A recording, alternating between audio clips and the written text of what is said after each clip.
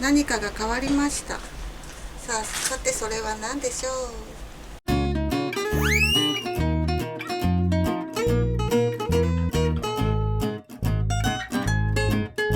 こんにちは、ゴリラです。久しぶりの動画撮影なんですけど、デュカトでですね、この前、キャンピングカーショーに行って、興奮して撮影していた時に、ホワイトハウスさんで出てた商品の中から、4月にですね、発売になったものを1個、早速注文してみました。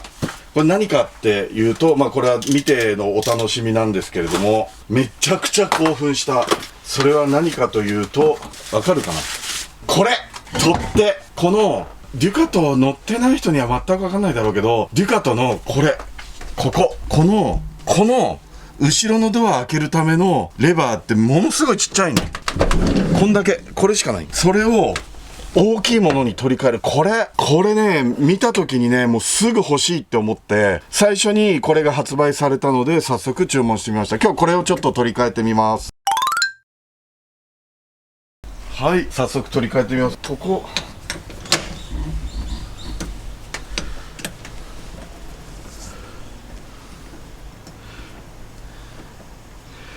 これだけだと思うんだよね。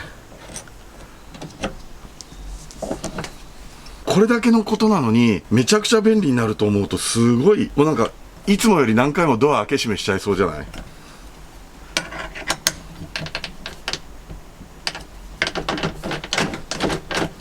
これですね。一回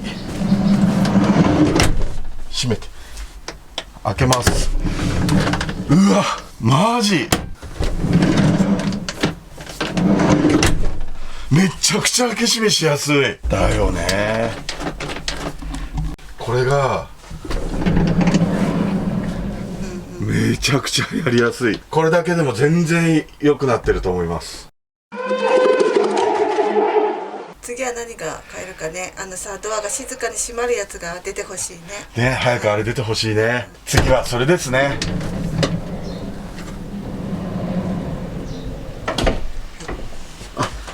ここもギリ当たんないようになってんだ。すげえな。これが、ホワイトハウスさんのホワイトラインシリーズデュカトイージードアレバー。